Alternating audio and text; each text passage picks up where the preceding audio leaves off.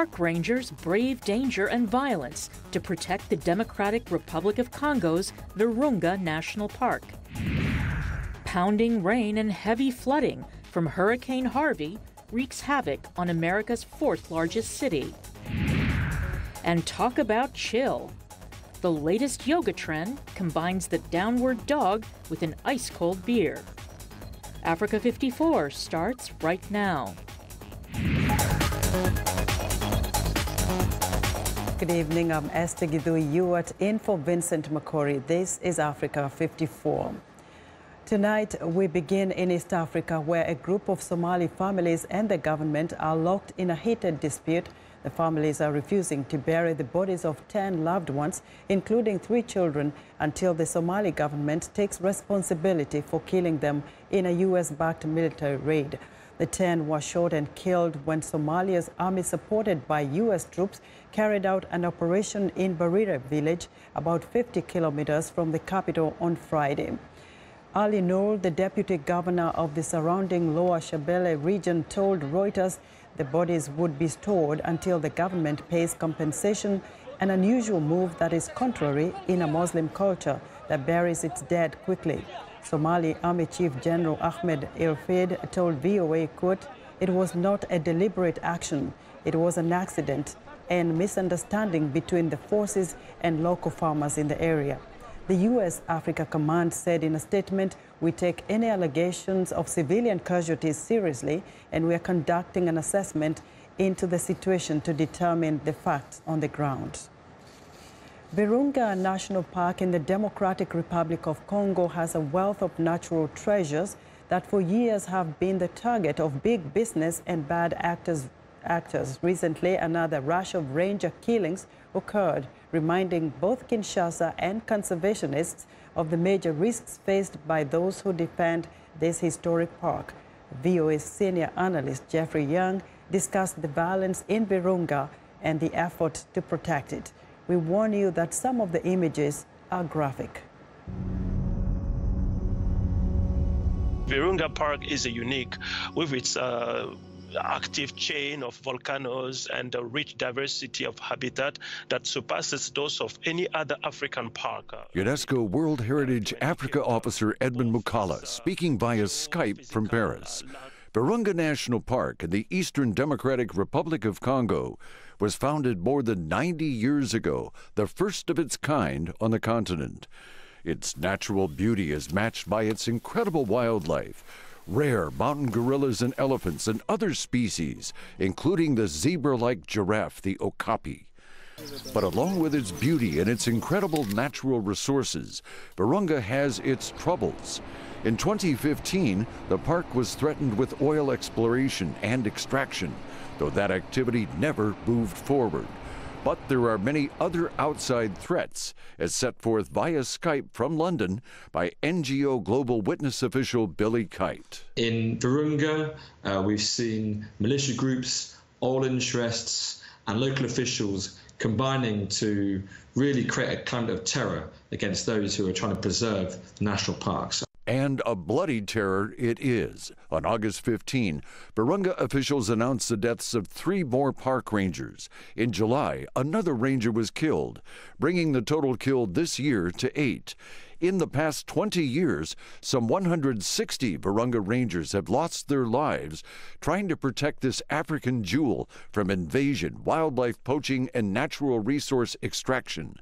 African Wildlife Foundation official Craig Sholey. It's a very, very volatile area. Needless to say, there's pressure from rebel groups throughout that area, many coming from Rwanda and Uganda. That whole area has been volatile for decades, and it remains very, very volatile. And so rangers who are working in that area are putting their lives at risk on a day-to-day basis. Many conservationists say Virunga's greatest potential for the DRC is as a tourist attraction that generates revenues from travel, hotels, guides, things that also enrich the local communities that surround the park.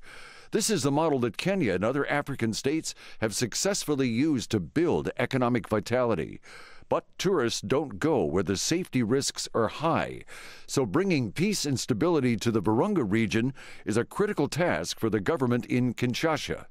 Via Skype from Amsterdam, International Union for the Conservation of Nature Netherlands official Tina Lane describes one new step in that regard. Since beginning of this year, the government, together with the MONUSCO, have started, so that's a UN stabilization force for Eastern DRC, have started to have joint operation also together with the rangers of the ICCN in and around Virunga, just to try to control these militia groups. Since Virunga rangers work alone or in small groups, they are vulnerable to ambush.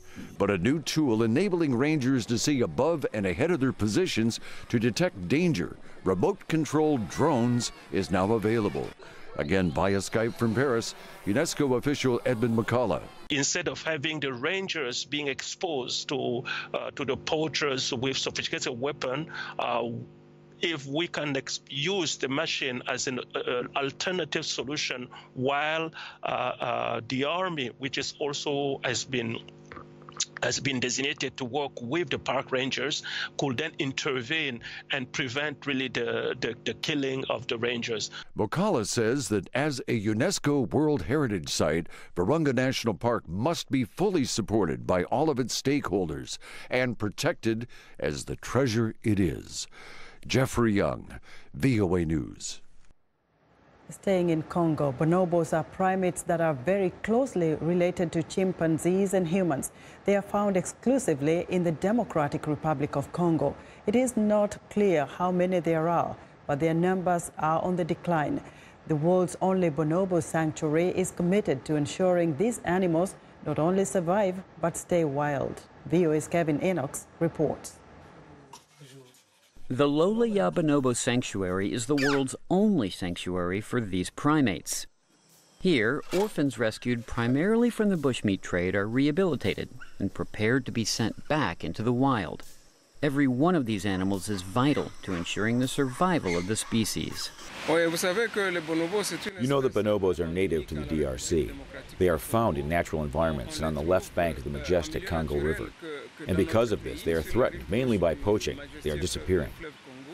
The best estimates suggest there are only between 10 and 50,000 bonobos left in the wild. The 52 bonobos now here are rehabilitated, then wander over a 35-hectare sanctuary, learning to live again on their own. Every morning we give them leafy green vegetables. Before giving the vegetables to them, we disinfect it with vinegars, and then we give it to the bonobos. Local farmers are employed by the sanctuary to provide fresh fruit and vegetables. It helps the family because when my husband plants and after harvest, they bring the vegetables here. They weigh and pay us according to their imposed price. That's why what little they give us helps to feed the children. The bonobos are endangered, along with the other great apes, chimpanzees, orangutans, and gorillas.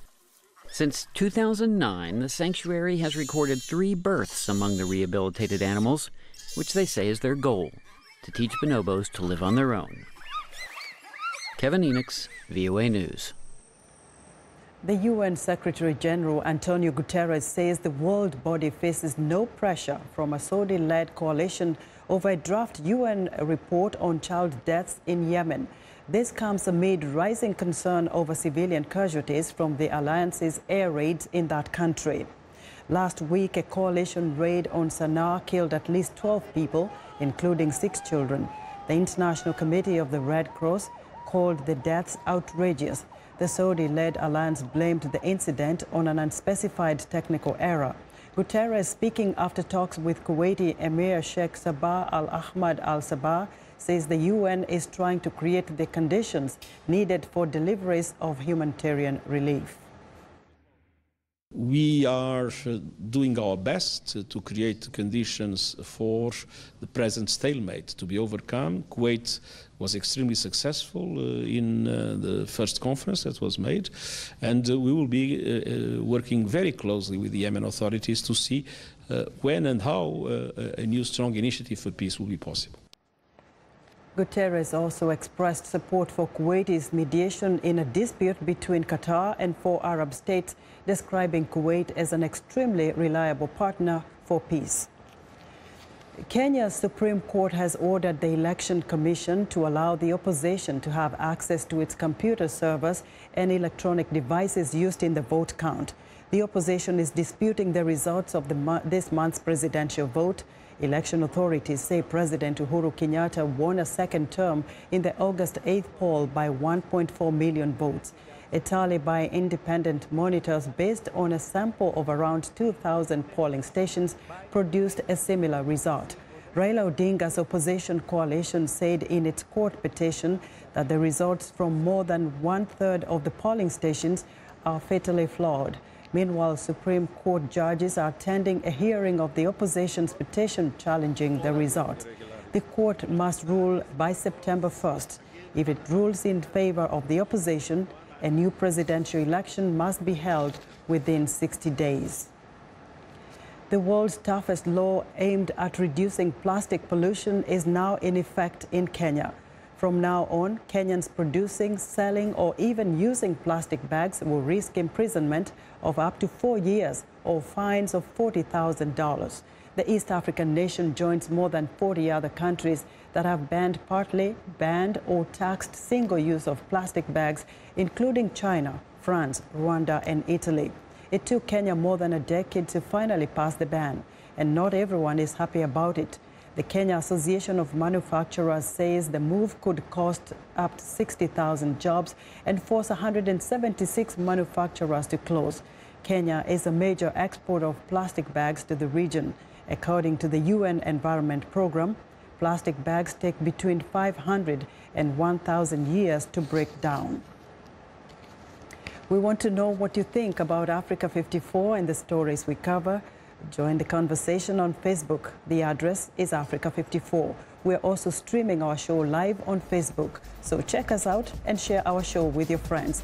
Also check out our headlines 24/7 on voaafrica.com. Coming up, overwhelmed rescuers struggle to help the victims of Hurricane Harvey. Stay with us.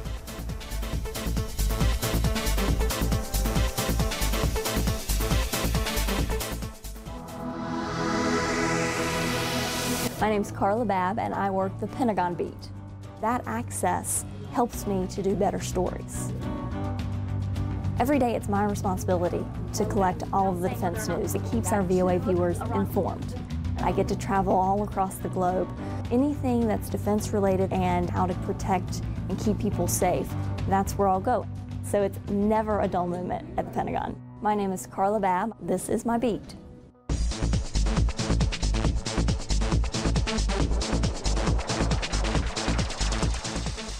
In the United States, Hurricane Harvey has caused devastating floods in the Houston area of Texas and parts of Louisiana, home to millions of Americans. The weather disaster is overwhelming rescuers trying to answer calls for help by stranded residents. Texas Governor Greg Abbott is praising the federal government's response. President Donald Trump is expected to travel to Houston on Tuesday to view the rescue and recovery efforts. Here's VOA's Lad Zahok. Rescue missions were stepped up Sunday in coastal areas of Texas that were hit by catastrophic floods. Floodwaters rose more than 1 meter above roadways in some places.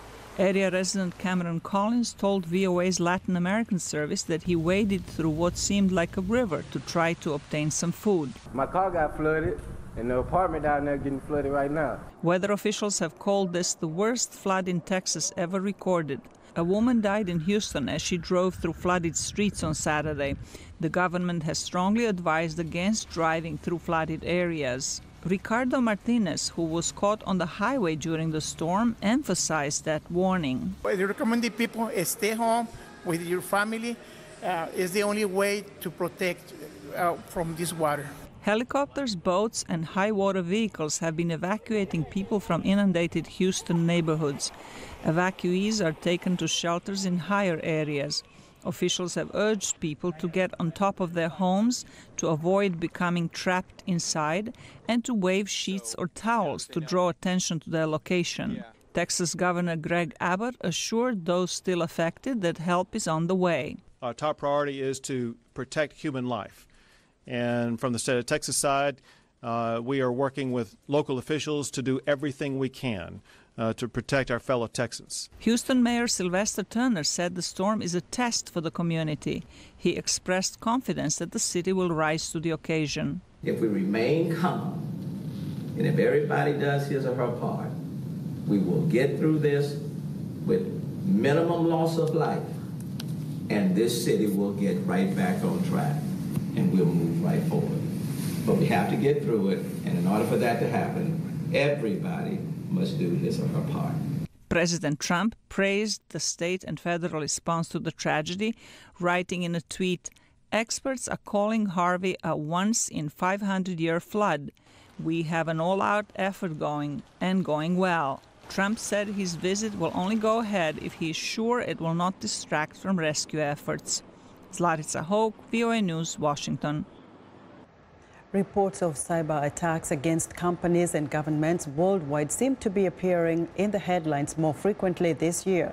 Cybersecurity experts explain why the risk of being hacked is now greater, who is doing the hacking, and what can be done to prevent or minimize the damage. VOA's Elizabeth Lee has the details. From the power grid to major corporations, no one anywhere in the world is immune to cyber attacks, and the problem is growing. The internet is becoming more and more integrated into our lives every single day. And we as citizens and we as corporations and governments are becoming more interconnected and using the internet as part of that backbone of communication and collaboration. This means that there's increased attack surface for those who wish to be malicious. More dependence and digital information on the web means greater financial gain for criminals. In the last year, there has been an increase in cases of ransomware. It's becoming easier and easier in part because the toolkits needed to break into many of these systems are becoming more readily accessible on the dark web. Tracking down the criminals is not easy. We do think that reporting cyber intrusions is underreported to law enforcement, whether it's the FBI, Secret Service, or another entity. I think it's a business decision, the concern about the publicity. Federal and state laws on reporting breaches are vague. Much of what happens in the case of businesses is they don't necessarily know what information has been disclosed. And they sort of perhaps intentionally lay a blind eye to that to say, well, we don't know that personal identifiable information has been disclosed. All that we know is someone got into our system. The FBI says the people doing the hacking range from criminals who want money to hackers with geopolitical motivations. Clearly there are nation states that are involved in cyber activity and who are interested in stealing our trade secrets, our proprietary information that our companies are developing, our secrets within our government. Most cyber attacks require multiple weaknesses or vulnerabilities of some form in order to be able to reach the final goal of the attacker. One of the greatest weaknesses of any corporate network is the human element. So it's not a matter of if an attack will happen, but when. The FBI says building partnerships is critical so there can be a plan before an attack occurs. Another way to prepare is to rethink how systems on the web are designed. Understand that individuals are going to get in, but make sure that the structure of the systems are designed to contain the damage that can occur. So when one part of a system is compromised, the entire system is not affected and can still be operational. Elizabeth Lee, VOA News, Los Angeles. Former Arizona Sheriff Joe Arpaio has said he is grateful to President Donald Trump for a criminal pardon, but that act of clemency is drawing criticism from some within the president's own party. VOA's Marcus Harton has more. Convicted for doing his job, that's what. Trump hinted at the possibility of pardoning Joe Arpaio during a Tuesday rally in Arizona. I'll make a prediction. I think he's going to be just fine, okay? How do I get through here? Arpaio was convicted last month of contempt of court. A federal judge found the opponent of illegal immigration had refused to comply with an order to stop traffic patrols aimed at identifying illegal aliens. The pardon, announced Friday, drew criticism from immigration activists. By pardoning Arpaio, Trump tells us that he stands with racists, that he stands with white supremacists, that he stands with violation of our civil rights. Some prominent members of the president's Republican Party added their disapproval. A spokesman for House Speaker Paul Ryan said he disagrees with the decision, saying law enforcement officials have a special obligation to respect the rights of everyone in the United States. Arizona Senator John McCain said the pardon undermines the president's claim to respect the rule of law. An administration advisor says the negative response is overblown. Just about every modern president ends up with some controversial pardons, but I think the president's been pretty clear on it, and I certainly don't think it's fair to characterize him as not caring about the rule of law. Arpaio was an early supporter of the Trump presidential campaign. Both Arpaio and Trump have argued for tougher policies against illegal immigration. In a statement, the White House said the 85-year-old Arpaio had offered more than 50 years of service to the nation and called him a worthy candidate for a presidential pardon. Marcus Harton, VOA News, Washington. It's time now for a short break. Still to come on Africa 54. Put down the kale smoothie. It's time for beer yoga. We'll be right back.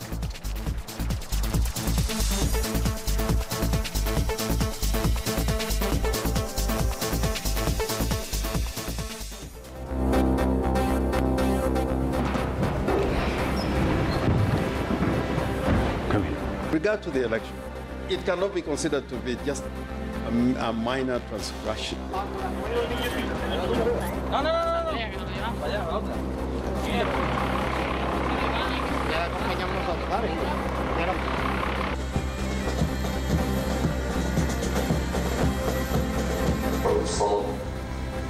الذي لم يلد ولم يولد وعلى آله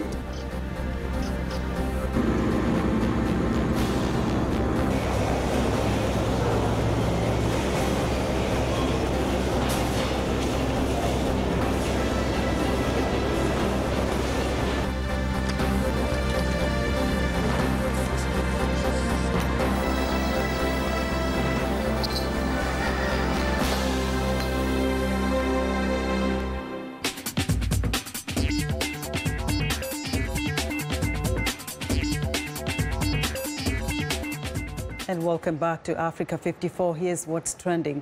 The China drone racing final kicked off at the World Robot Conference Friday in Beijing with 27 players from across the country participating in the event. Exhibitors from different areas of robotic research will be showcasing their work. The event will be followed by competitions including China drone racing, robot combat competition, the youth design contest, and more. China is still one of the largest markets for industrial robots, with a growing demand for these kinds of products. Next up, describing a meal as dog food used to be a culinary insult, but all that might be about to change. There's a growing trend for pet food that's good enough for humans, organic, unprocessed, and nutritionally balanced. And industry experts say it's the millennial generation who are driving it. 1 in 3 pet owners in the U.S. is a millennial, according to a recent survey by the U.S.-based market research company Packaged Facts. As millennials get older and their spending power increases, their desire for natural and organic pet products is expected to grow. So what's driving this trend? Not surprisingly, social media.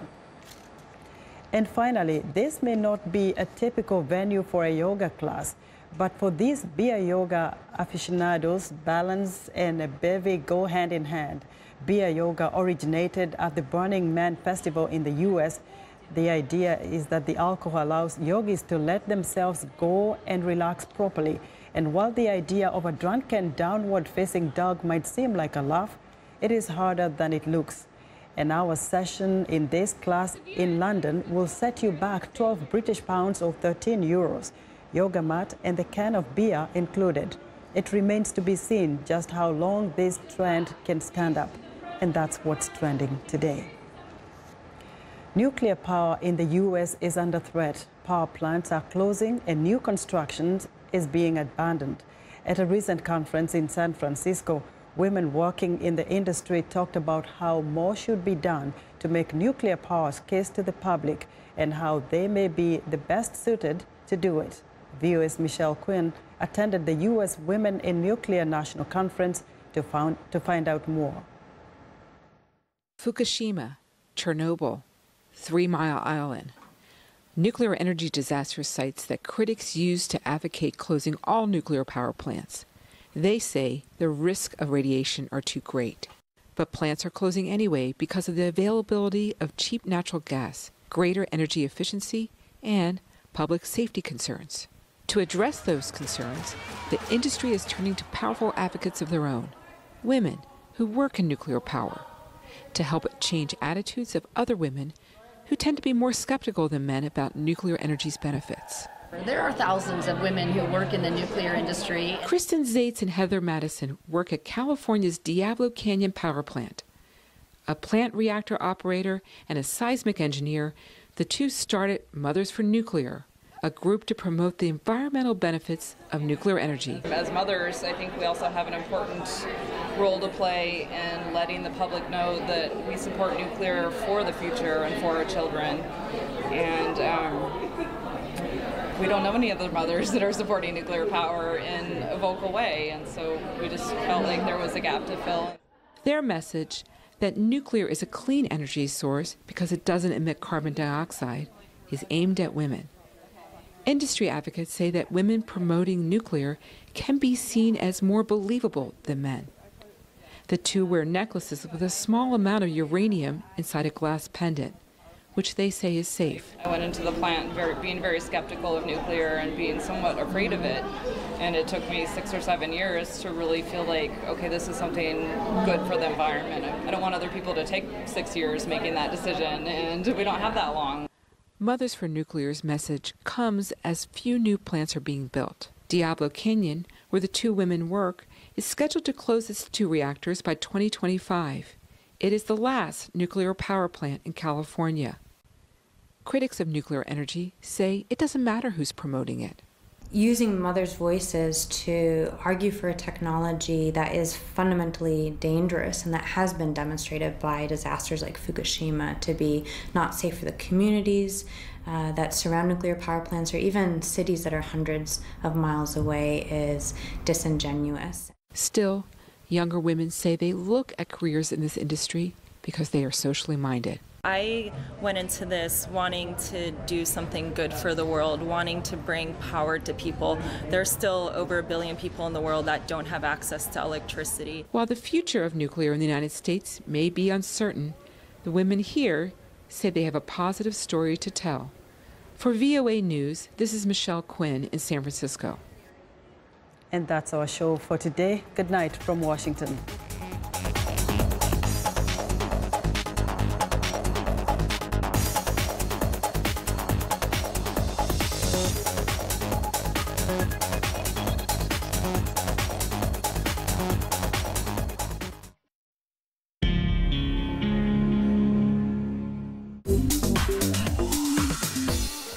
Welcome to English in a Minute.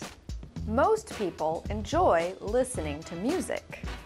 But is this expression actually about songs and tunes? Music to my ears. Jonathan, I cannot believe we have to work over the weekend. Did you not hear the news? The meeting for the project got canceled. No work this weekend after all. Awesome! That is music